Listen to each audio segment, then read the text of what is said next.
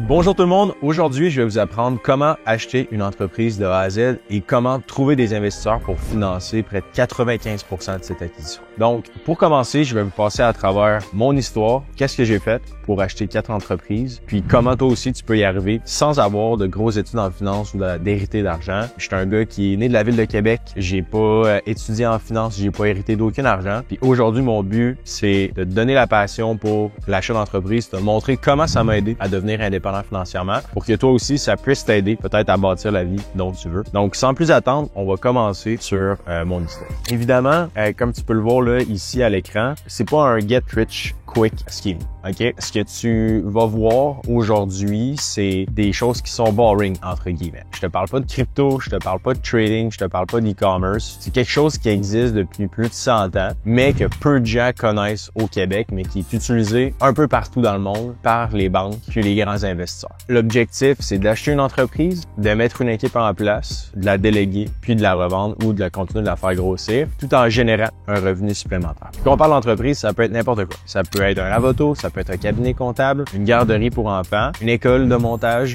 La stratégie que je vais te montrer, si tu restes jusqu'à la fin, ça s'applique pour n'importe quel business, peu importe ta passion puis ta volonté de générer un revenu supplémentaire. Tu vas le voir, je vais te présenter des vraies entreprises qui sont à vendre présentement, qui peuvent te générer un 2, 4, 6, 8, 10, 20 000 $ de plus par mois, tout dépendant de ce que tu cherches, ce que tu as besoin pour ton quotidien. Donc, pour celles et ceux qui me connaissent pas encore, je m'appelle Hubert Côté, je suis le fondateur de Live Capital. On est une firme qui se spécialise pour aider les premiers acheteurs et les gens à vendre leur entreprise. Donc, on est un service complet avec des comptables, avocats, analystes, puis toute l'équipe de professionnels pour t'aider. Personnellement, j'ai 27 ans. Je viens pas d'une famille riche. Mon père nettoyait les eaux, ma mère était secrétaire. J'ai pas étudié en finance à l'université. J'ai hérité d'aucun dollar. Puis ces 5 dernières années, par contre, j'ai été quand même pas mal occupé avec la stratégie que je vais te montrer aujourd'hui. Ça m'a permis d'acheter 4 entreprises, donc une compagnie de machines distributrices, un cabinet comptable, un café, puis une école de montage. Donc, ces 4 entreprises-là, au total, me génèrent plus de 3 millions de dollars de revenus. Puis, je suis le fondateur de Live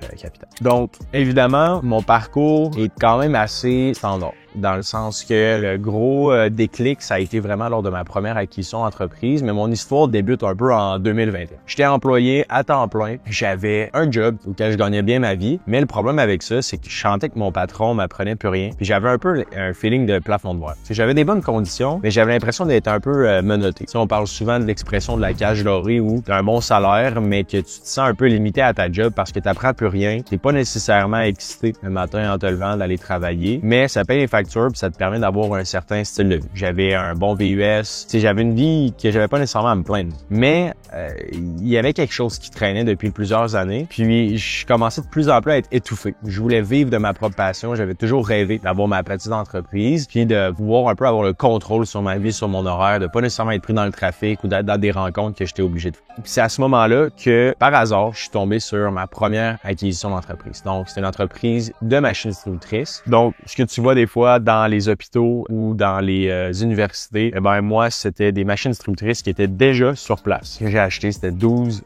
machines distributrices. C'était pas nécessairement une grosse acquisition. C'était en bas de 100 000 $. Ça m'a seulement pris 30 000 $ de mise de fonds pour faire cette première acquisition-là. Tu vas le voir un petit peu plus loin, mais la stratégie qu'on a développée permet de financer 95% de pas mal toutes les acquisitions. Fait que, essentiellement, quand j'ai acheté cette première entreprise-là, j'avais encore mon emploi à temps plein, mais c'est là que j'ai commencé à ma première semaine à faire un 1000, un 800, un 2500, puis un 1000 $, si ma mémoire est bonne, de plus en revenus supplémentaires, en même temps d'avoir ma job à temps plein. C'est là que ça a vraiment cliqué pour moi, parce qu'avant, j'avais toujours voulu me lancer en affaires, mais je trouvais ça vraiment risqué de démarrer de zéro, puis de devoir me lancer dans le vide sans avoir de revenus jour 1. Puis quand j'ai fait l'achat de cette entreprise-là, j'avais vu dans le fond la machine distributrice, j'ai vu qu'il y avait un numéro de téléphone, j'ai appelé, le propriétaire était intéressé à vendre, j'ai fait une offre, puis j'ai été chanceux, dans le sens que sans nécessairement connaître c'était quoi l'achat d'entreprise, je suis tombé sur un bon deal, un peu par hasard, puis malgré toutes les erreurs que j'ai faites dans cette première acquisition-là, j'ai fait de l'argent. Puis ça, c'est là que ça a cliqué, je me suis dit, OK, wow, c'est possible d'avoir sa petite entreprise, d'avoir un revenu supplémentaire, puis d'avoir un path qui me permet de quitter l'espèce d'étouffement que j'ai dans mon quotidien pour devenir entrepreneur sans les risques de démarrer. Puis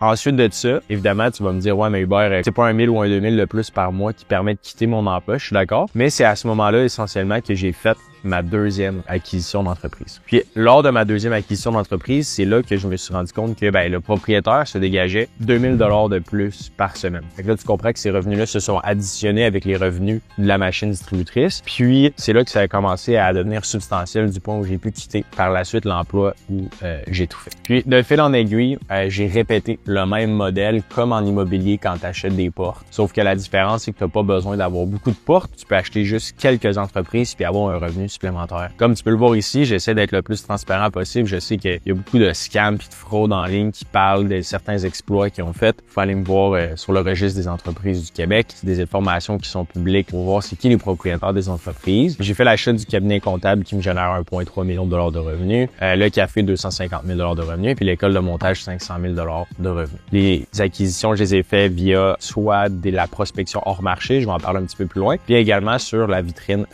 .biz ou d'autres sites d'annonces publiques. Je vais vous montrer comment le faire. Également, encore une fois, avant de plonger dans le vif du sujet, c'est l'aide capital, là, c'est pas juste moi maintenant. Au fil du temps puis au fil de ces acquisitions-là, comme j'ai dit, moi, j'avais pas de mentor ou de personne ou de professionnel autour de moi. Fait que la première fois, je me suis pété la gueule dans ma première transaction, mais par chance, j'ai réussi à en faire de l'argent quand même. Puis au fil du temps, je me suis entouré d'un avocat, d'un banquier, d'un analyste qui me permet d'analyser les deals puis un peu de me préqualifier puis de savoir exactement où est-ce que je m'en vais, où éviter les pièges pour m'assurer que chaque acquisition soit rentable. Ce que tu vois ici à l'écran, c'est une partie de l'équipe, donc CPA, banquier, analyste, conseiller en achat d'entreprise. Cette équipe-là, maintenant, c'est le service que j'ai développé auquel tu peux avoir accès directement si tu veux faire affaire avec nous. C'est vraiment un service qui te permet un peu de faire une transaction, une acquisition d'entreprise réussie sans les risques de le faire par toi-même. Puis, c'est l'équipe que j'utilise aussi au quotidien pour mes acquisitions. Fait que les résultats de ce petit parcours-là, OK?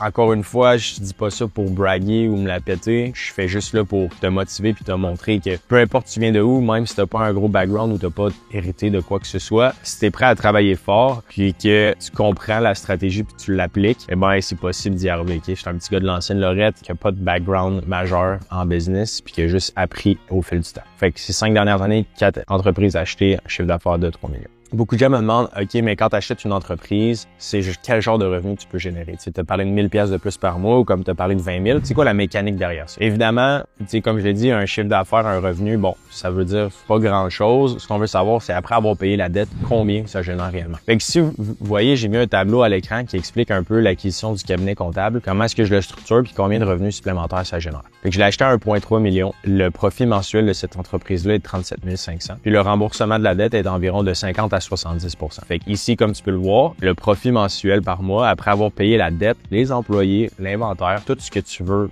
imaginer, les publicités, marketing, etc. Il reste un 17 500 par mois. Ce montant-là, tu peux faire deux choses. Évidemment, là, il faut que tu paies de l'impôt, ça, t'as pas le choix, mais après ça, tu peux décider de te dégager un salaire supplémentaire ou tu peux réinvestir une partie de cet argent-là. À noter que si tu es employé de l'entreprise en plus, puis que tu dégages le salaire du dirigeant, du gestionnaire, c'est à additionner on top. Fait que si, exemple, le propriétaire d'entreprise se fait un 10 000 de salaire, plus le profit qui reste à la fin, ce que tu vois à l'écran, c'est hors salaire. Fait que c'est vraiment intéressant, tout dépendant de ce que tu veux, ce que tu recherches. Le best quand tu achètes une entreprise, c'est d'être dans les rênes, dans le transfert au début de connaissances, puis de déléguer par la suite. Les gens veulent comme un revenu supplémentaire sans quitter nécessairement leur emploi. Ça peut se faire aussi, c'est plus difficile par contre. Vaut mieux faire le transfert, puis par la suite, déléguer. Donc, le processus, il est simple, clair et précis. Donc, c'est toujours la même affaire. OK? C'est steak, blé d'Inde, patate. C'est pas compliqué. On fait la prospection, on analyse l'opportunité, on dépose l'offre d'achat, financement, diligence, clôture. La stratégie là, qui fonctionne bien, c'est une mise de fonds ajustée, valorisation stratégique, puis plan d'optimisation.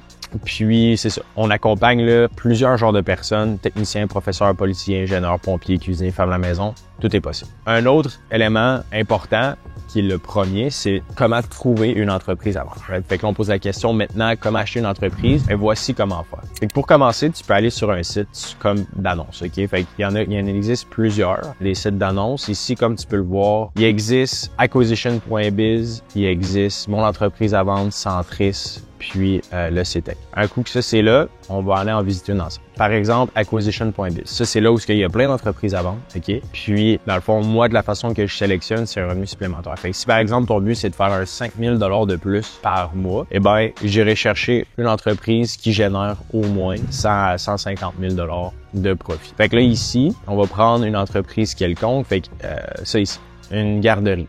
OK. Pourquoi je trouve ça intéressant comme business? Eh ben, il y a un revenu qui est souvent très récurrent. Puis, il y a une belle profitabilité, puis il y aura toujours de la demande. Fait qu'on peut voir, il génère 774 000 de revenus, 214 000 de profit. Puis même si tu n'as pas de background dans le domaine, c'est pas nécessairement un enjeu. Évidemment, il faut que tu aies une passion pour le domaine, dans le sens que si tu es déjà un parent, puis que tu sais c'est quoi le problème puis l'importance d'avoir une bonne gardienne, ben là, c'est sûr que ça pourrait être intéressant. T'sais. Si tu n'as pas d'enfant puis tu n'as aucun intérêt, peut-être pas nécessairement la meilleure business pour toi, mais ça, je trouve que c'est un bel exemple là, pour des parents. On le sait c'est quoi, puis on sait à quel point c'est important d'avoir une bonne gardienne, comme j'ai dit. Fait que bref, on a 273 000 de bénéfices nets. Fait que comme je te dis, ce qu'on va venir voir ici, c'est qu'on le sait en amont que la dette va prendre 50 à 70%. Fait que si on fait les maths rapides, ben on le sait que, exemple, là, on va faire des chiffrons, que c'est 300 000, on enlève 70% de 300 000, 110 000, fait qu'il reste à peu près un 100 000 de profit. Évidemment, ce qui est le fun ici, c'est que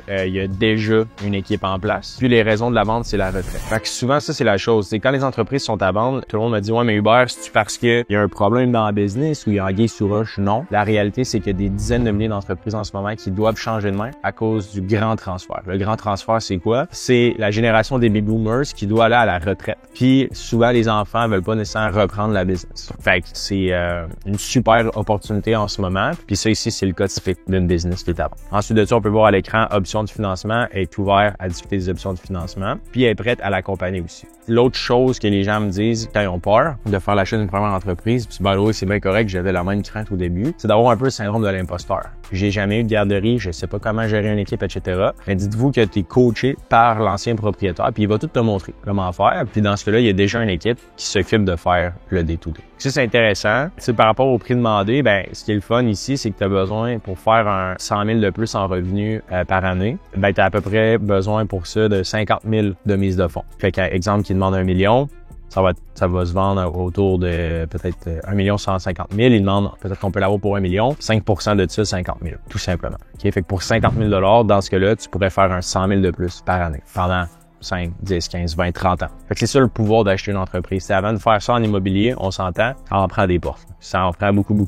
Dans ce cas-là, une seule entreprise peut changer ta façon de voir les choses. L'autre chose que je demanderais tout simplement, je mettrais ici mon adresse courriel, mon nom, numéro de téléphone, message. Je dirais hey, bonjour, j'aimerais ça recevoir les documents pour déposer une offre d'achat. Ils vont avoir un document avec les chiffres de l'entreprise. Okay? C'est ce qu'on appelle les états financiers. C'est vraiment simple, c'est un résumé de la santé de l'entreprise. Basé là-dessus, nous, on fait une analyse essentiellement où ce que tu vas utiliser, dans le fond, un multiple de l'industrie. Okay? Puis je vais te montrer un peu c'est quoi la formule pour savoir si ça vaut vraiment ça. C'est le profit ajusté, le BAIA, fois le multiple de l'industrie, puis la valeur de l'entreprise. Le multiple ici, c'est toujours entre 2 et 4. Puis le profit ajusté, c'est vraiment les profits que l'entreprise génère avant de payer de l'impôt, l'intérêt puis de l'amortissement. Okay? C'est vraiment pas complexe, c'est marqué exactement dans les états financiers. Un coup que ça c'est fait, tout ce qui reste à faire, c'est déposer l'offre d'achat. Donc quand tu le sais que tu as le 5% de mise de fonds nécessaire puis tu veux déposer l'offre d'achat, il existe dans le fond des modèles que tu peux utiliser. Nous, on en a fait un avec un avocat, puis je vous invite peut-être à consulter un avocat si vous voulez comme être sérieux avec ça. Nous, on a les avocats puis on peut vous référer, mais avec un modèle assez simple, vous pouvez écrire l'offre d'achat puis vraiment dire exactement combien vous voulez offrir, puis c'est quoi un peu les modalités de paiement. Comme ici, vous pouvez voir à l'écran, je vous montre notre modèle d'offre d'achat, fait que vous pouvez voir de quoi ça a de l'air. C'est un sommaire encore une fois, mais ça vous donne une idée de comment faire l'offre d'achat. Fait qu'un coup que ça c'est fait, tout ce qui reste à faire après ça, c'est d'aller chercher le financement. La plupart des gens pensent que d'acheter une maison, c'est différent que d'acheter une entreprise en termes de financement. Puis je vous garantis que c'est faux. Il y a du financement partout pour l'achat d'entreprise. Vous pouvez voir que la BDC, Desjardins, RBC, BMO, Fonds FTQ, Banque nationale, TD, Investissement Québec, toutes ces banques-là font du financement pour t'aider à acheter une entreprise. Puis en général, ça va être financé de 80 à 95%. Surtout autour de 95% pour les gens qui sont avec nous parce qu'on connaît comment préqualifier puis présenter un dossier à la banque. Donc avec si peu que 5%, tu peux acheter un actif qui te génère des revenus substantiels. La plupart du temps, les gens sont capables de ressortir leur mise de fonds la première année. Donc c'est super intéressant. Par contre, évidemment, il faut savoir comment ça marche. C'est pas pratique courante puis ça fait pas partie des connaissances générales des gens comme par exemple l'immobilier. Fait qu'un coup que t'es capable de naviguer dans ce monde-là qui est un peu plus obscur, ça peut être super intéressant parce qu'il n'y a pas de surenchère comme la plupart de l'immobilier. C'est peu connu au Québec. Si tu t'intéresses à ça, t'es vraiment dans le bon timing en ce moment. Je sais pas si ça va être encore de même pour les 5-10 prochaines années. Donc, C'est ça. Fait qu'un coup que ça c'est fait, tu vas présenter le plan d'affaires, les projections de l'entreprise, tu envoies les états financiers, puis tu demandes aux banques, dans le fond, qui te fassent des offres. Les banques vont t'offrir différentes choses, différents taux d'intérêt. Moi, j'aime ça avoir ces quelques banques qui font des offres en même temps, puis je prends la plus offrante, elle qui donne les meilleures conditions. Donc, un coup que ça c'est fait, tout ce qui va rester, c'est un peu l'inspection du bâtiment, si tu veux. Fait qu'on va venir inspecter la business. On peut faire avec des inspecteurs. L'équivalent de ça, c'est des avocats dans l'achat d'entreprise. Fait qu'encore une fois, nous, on a des checklists. C'est de regarder un peu qu'est-ce qui se passe bien, qu'est-ce qui se passe mal. Y a-tu, exemple, des poursuites ou des choses comme ça. On fait juste éviter d'acheter un citron. Ça enlève la grande majorité du risque. Puis après ça, un coup que c'est fait, l'inspection, tu peux la déléguer par des professionnels. Puis là, c'est là que tu deviens propriétaire de ton entreprise. Fait que là, tu as ton propre navire, de ta propre direction, t'es plus dans ta fameuse cage dorée, puis tu génères un revenu supplémentaire. C'est un petit peu ça le processus. C'est assez simple. Comme je te dis, c'est steak, blé d'Inde, patate. C'est toujours la même recette que je répète à chacune de mes acquisitions. Puis j'espère que cette vidéo-là t'a donné envie de peut-être en savoir plus sur l'acquisition d'entreprise. Donc si jamais ça t'intéresse de passer à l'action, de parler avec mon équipe ou d'avoir accès au modèle, outils, checklist pour faire l'achat d'une première entreprise, eh bien, clique sur le lien en dessous de la vidéo YouTube pour que tu puisses parler à l'un de mes collègues qui vont pouvoir te parler un peu de notre offre de service, des outils que tu peux accéder, puis il y a des produits qui sont vraiment abordables aussi chez nous. Donc, sur ça, je te souhaite une belle journée, puis on se dit à une prochaine vidéo YouTube.